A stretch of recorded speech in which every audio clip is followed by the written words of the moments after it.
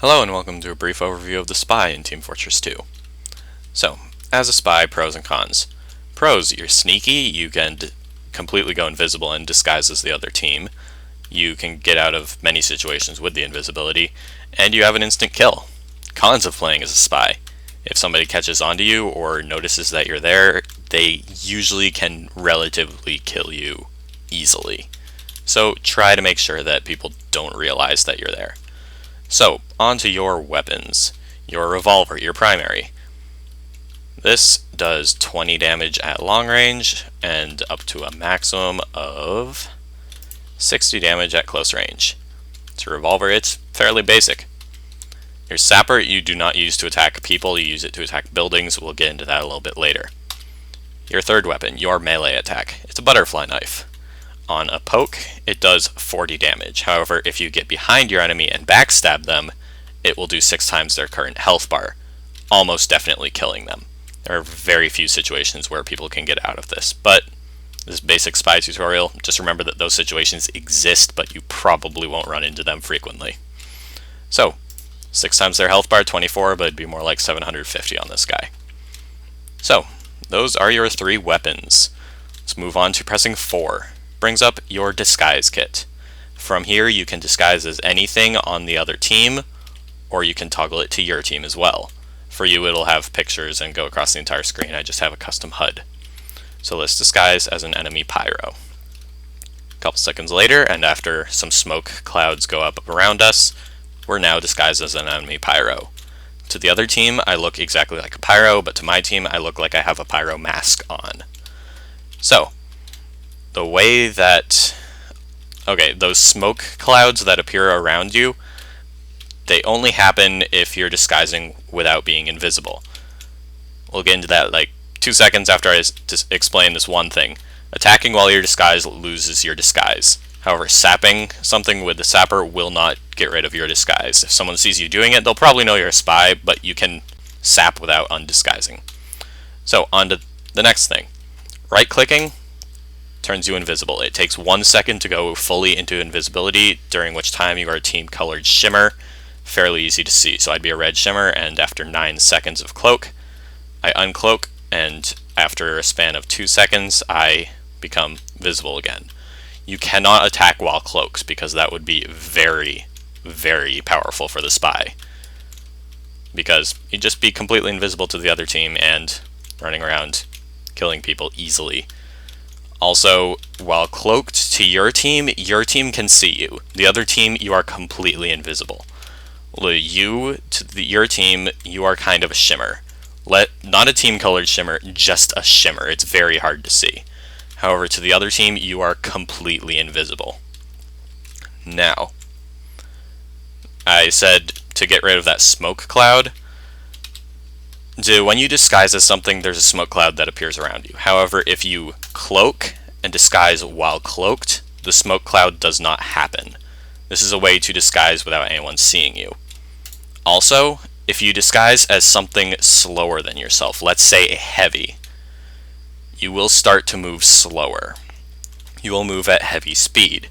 However, on the other side, if you try to disguise as a scout, you will move at your normal speed. You will not gain speed to move as fast as a scout. So, to the other team, you'll be a slow-moving scout, and they will probably check you to see if you're a spy or not. So, remember that you probably shouldn't disguise as a scout. However, other classes are completely fair game. Many spies choose pyro a lot, but remember that experienced players will almost always try to spy check a pyro, especially if they're a pyro. Pyros always spy check other pyros. So, spy checking involves the enemy team attacking you to either see if you react, or if they hit you with fire, to see if you catch fire, because they can't catch their own team on fire, but they can catch you on fire. If you are suddenly on fire, your best course of action is to immediately switch to your gun and start attacking. Don't try to cloak or get out of it, just attack and try and get away. Because if you cloak, it'll cloak your body, but you're still a cloud of fire running around. People will know where you are, your cloak won't help. So, enemy buildings. you can actually disguise, and the enemy buildings will suddenly treat you as though you were on their team. So dispensers will heal you, teleporters will teleport you, and sentry guns won't shoot at you. This is the most important part.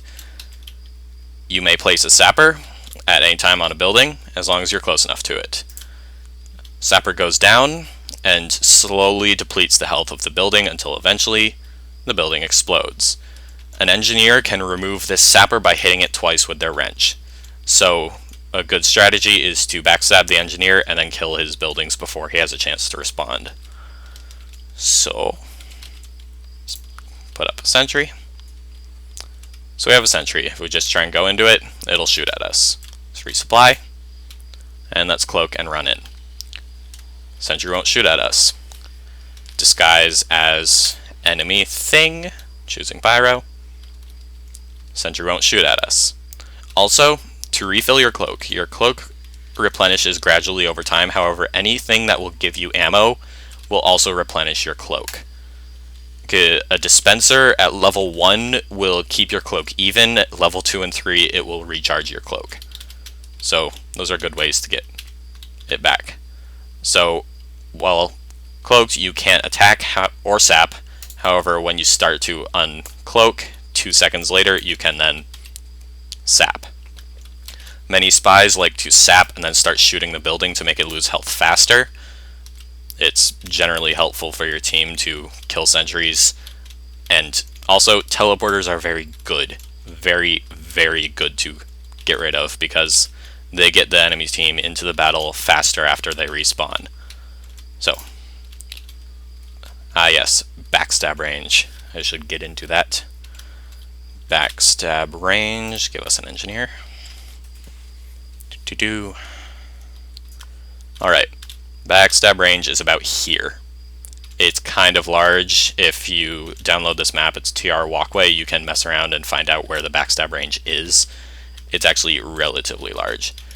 So, I believe I've gone through most things. Just many spies, many newer spies I see, if they get into a bad situation, they suddenly try to just continually use their knife, but completely forget that they have a gun. They will always focus on thinking, no, I can get out of this situation.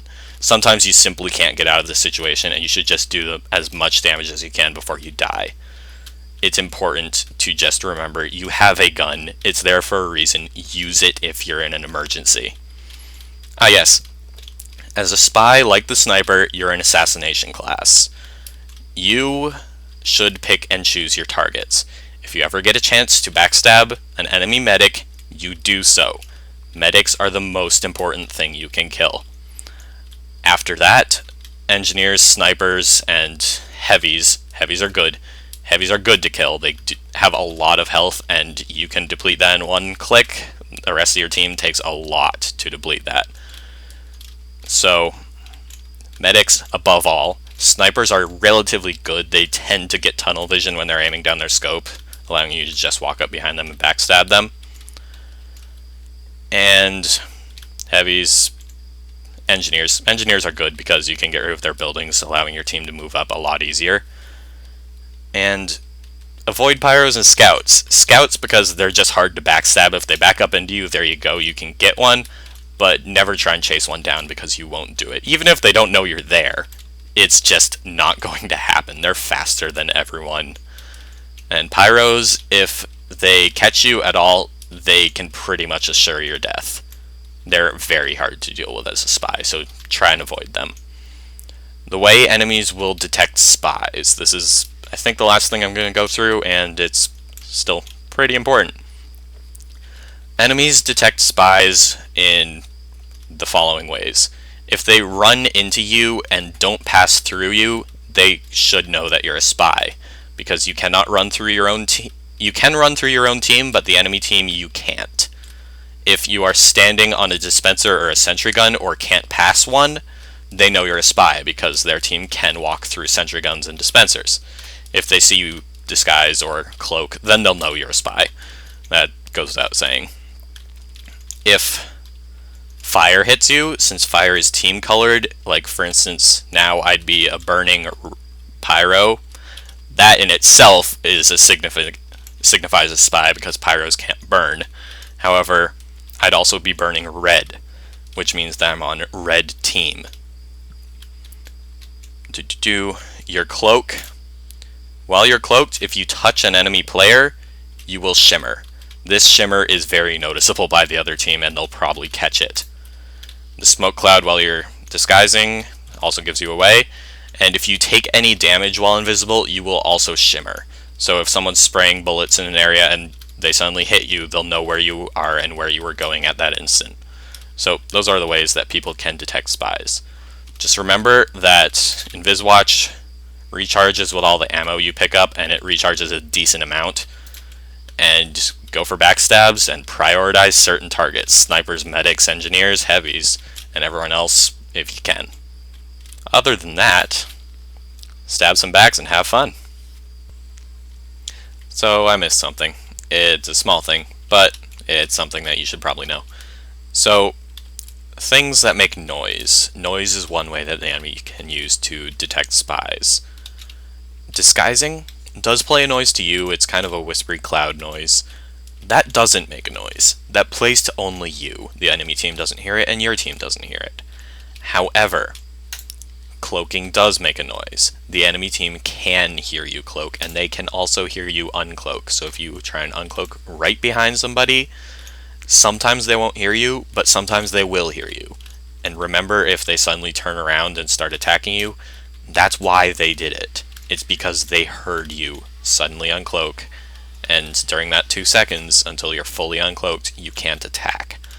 So that's why the enemy team will hear you with your cloaking. Other than that, I believe that is everything. Again, have fun.